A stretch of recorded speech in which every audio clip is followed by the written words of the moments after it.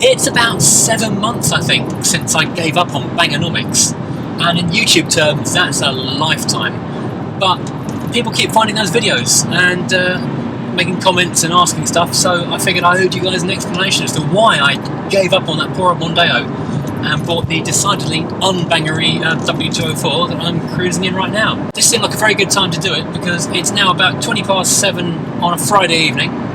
I am cruising down the M20 towards Folkestone, where I'm shortly going to be getting on a Eurostar because I'm going to work right now at 7:20 on a Friday evening instead of getting ready to watch Graham Norton.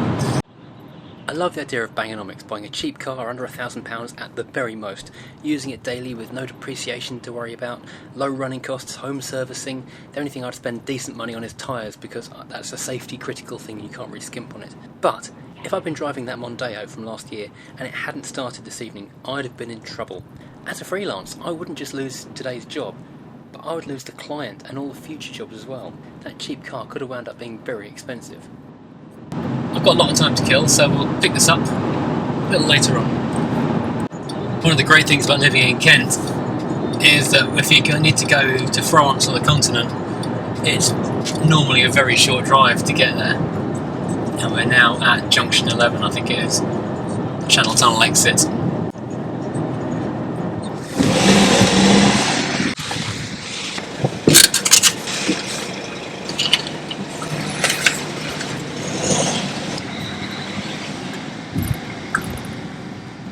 Where am I going? I've got my ticket, I've got my hanger, I don't actually know where I'm actually heading to.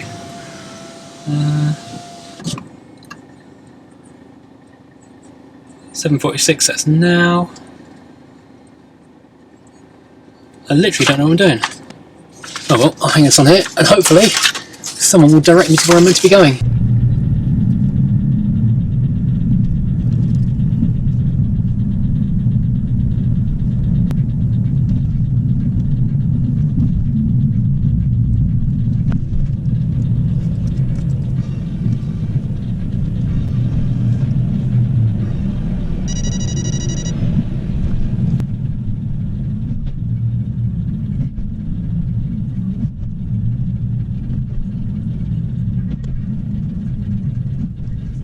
So I'm on the train. I've just been trying to enter the destination of where I'm going into the car sat-nav, but typically because this is the old Mercedes sat-nav, it's rubbish and doesn't have a clue. It's got a town but can't find the road, which is really common on this sat-nav. One bugbear with this car, it's terrible. Luckily I brought a TomTom, old school, so I'm going to go quickly tap that address in and then hopefully I'll see how far I've got to go tonight. Well, this is going well. This TomTom has taken me around most of Europe, all across America, because it's fantastic, has huge memory. I recently, when I got the Mondeo to go Bangernomics in, because it didn't have sat-nav working, I did a UK maps update. I didn't realise it deleted the European maps. So I'm here sitting on the Channel Tunnel now. My car sat-nav can only find the town, and my TomTom doesn't have France in it. So I'm really hoping my phone can find where we're going tonight. Oh God. At least I've got plenty of European data. Well, good news, the phone can find it, fortunately, and it's, including the crossing, it reckons 4 hours 4 hours 8 minutes including the crossing, but that's including a ferry crossing of about an hour, so I think this is about a 3-hour drive of 194 miles. So, in retrospect, the nav on this car is utterly useless. I must do something about that at some point. My situation here, I'm on my way to work. It's now 8:30. I was really lucky. I cruised in on the Flexi Plus, that's why I didn't have a lane on this thing. Because I had Flexi Plus, I mean I just had time to run in, grab my free bag of sandwiches and cakes, a cup of coffee from the complimentary Starbucks machine. I could have had a hot chocolate, but I didn't want to fall asleep, so my thermos of coffee will keep warm a bit longer. I can keep on rolling without having to pay anything apart from the exorbitant toll roads. Oh well. I didn't have time to grab any little footage of the rather swank Flexi Plus bit because as I walked in, the lady said they're boarding the train in about 10 minutes, so I had to just literally run in, grab my drink, grab my food, run out again. I didn't realise I got Flexi Plus on the way out. I knew I got Flexi Plus on the return journey, so that was quite a nice surprise actually. So keep me a few snacks to keep me going on the next few hours. It's a long drive down. I've got myself, drinks, I've got snacks. I bought the new Jade Bird and I've got the new Billie Eilish albums in this week, so I'll be listening to them for the next couple of hours. I'm hitting the hotel probably around midnight, I guess. But anyway, back to the Bangernomics thing. If I'd had problems with the car, this would have been an absolute disaster, because I've not had time this week to go and do any sort of running repairs. In terms of content, this car is absolutely useless, because you go out to it, you turn the key, it just works. But in terms of being a vehicle that you want to go to work in and get places, hearing quiet stuff, if you've never been on the Eurotunnel, it's actually extremely boring. It's a bit like driving into a garage for 35 minutes and then there's an announcement.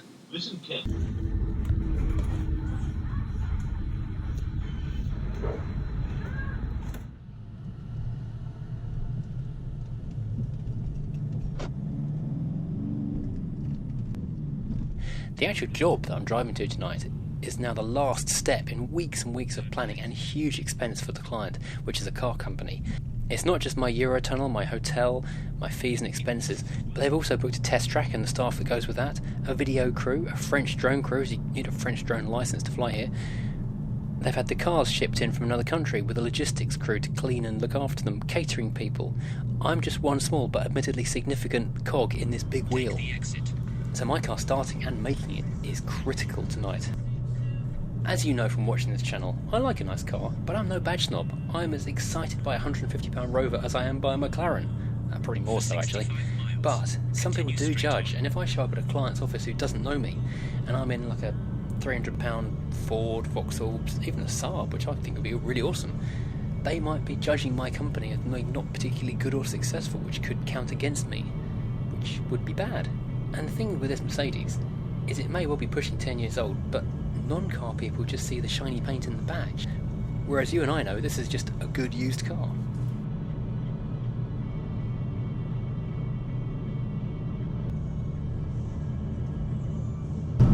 The roads are lovely and clear and smooth and quiet, but you have to pay a blooming fortune for it.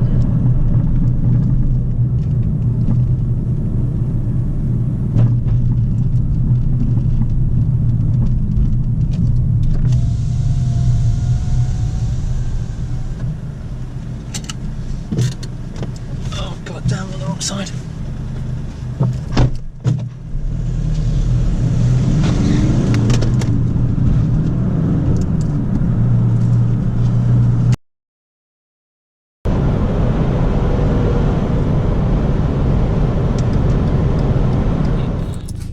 It's now 7:30 in the morning, 6:30 UK time, because I'd forgotten the time difference. So I arrived at midnight, my own home time.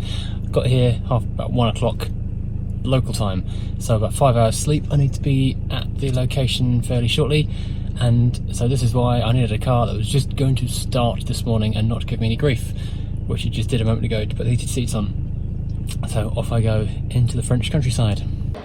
Well, I managed to miss breakfast at the hotel, so I just passed a little baker's or a boulangerie-pâtisserie and got a couple of lovely little French bready things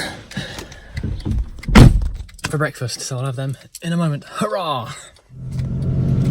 And off we go again.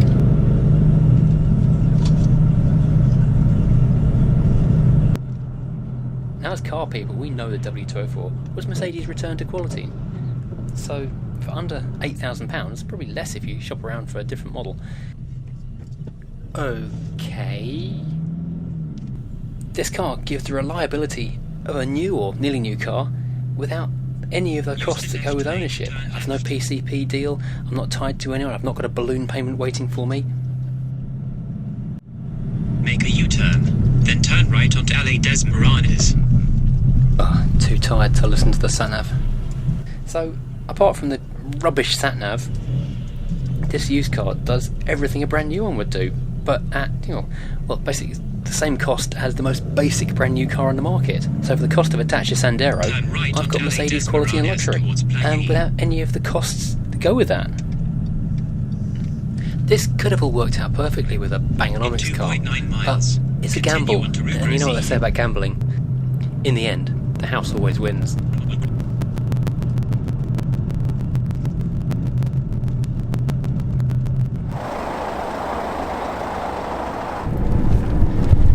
So it's now Sunday afternoon, 4:25 back in the UK at home. It's 5:25 here in France, and according to the phone it gave me a couple of options. 2 hours 17 paying the €18.50 tolls again, or an hour longer to avoid the tolls, and as I want to go home I'm going to pay the tolls. Now, hang on, what goes on here?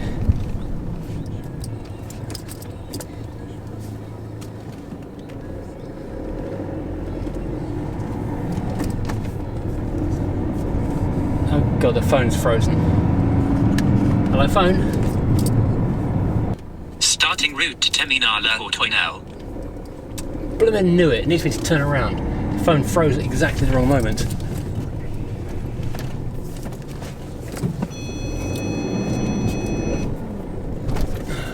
Okay, here we go.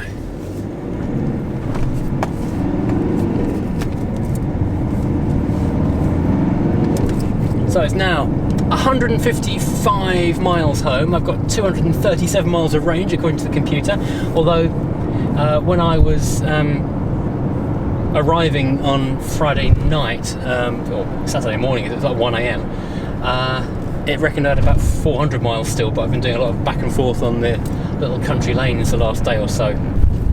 But this car has been absolutely flawless. You cannot fault anything it's done. The boot is loaded with work equipment, the back seat is also loaded with work. Head southwest on Autoroute du Nord. What are you doing, phone? Back seat is loaded with work equipment as well. This is just frozen again, oh God's sake.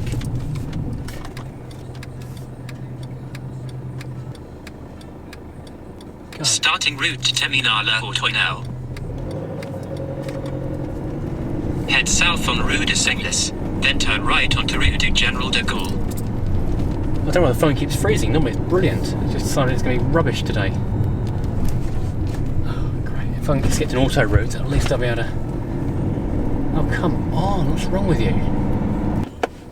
The route is being calculated.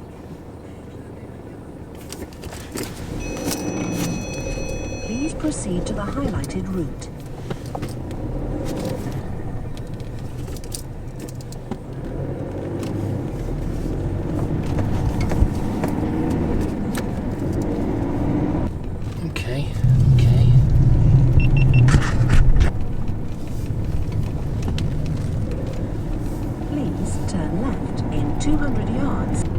Battle of the sat-navs, because iPhone wasn't working, so I put the car on, but I don't think the car has got the best route. I think the sat-nav on the phone is a better route. Oh, now the phone has decided to go again. Oh, for God's sake, phone. Proceed to the route. I'm trying to, silly phone. Prepare to turn right. Make a U-turn and proceed to D1017. Yards at the end of the road. Well, now the sat-navs appear to have agreed with each other again. The phone is... In 2 miles, at the roundabout, take the first exit onto Rue du Faubourg Saint-Martin. Thank you.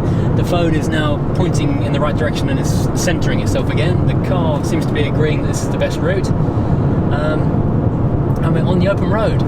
Now, I can actually talk about why I gave up on Bangernomics at last.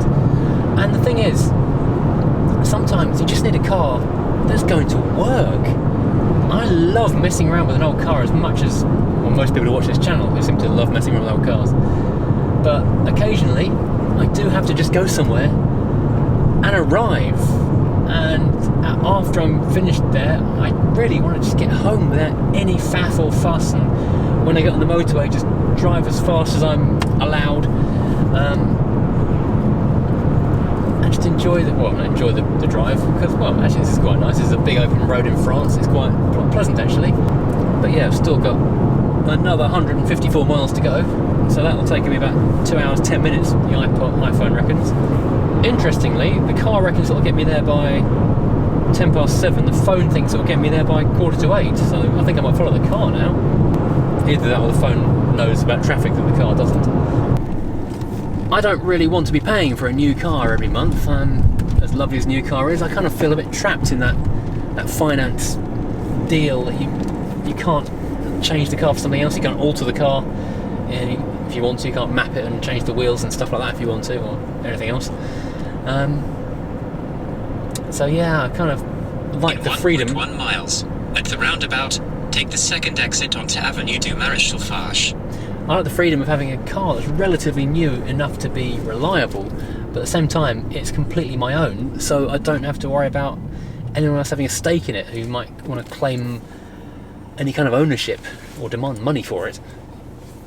And this, being actually a remarkably reliable model of Mercedes, seems to be the perfect workaround, if you like.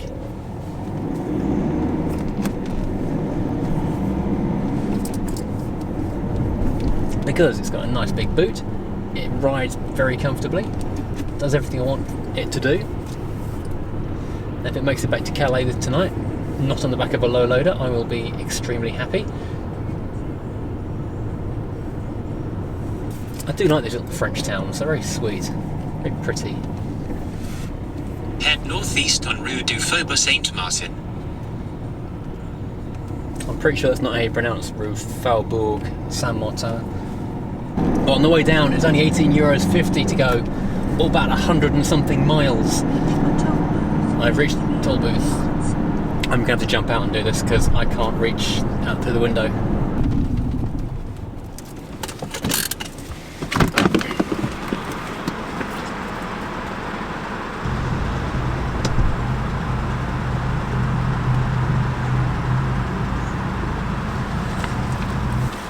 Ah, money.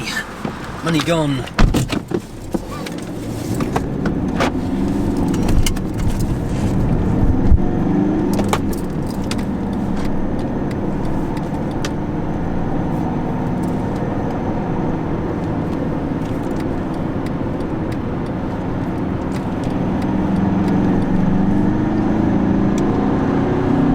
For 78 miles, continue straight on.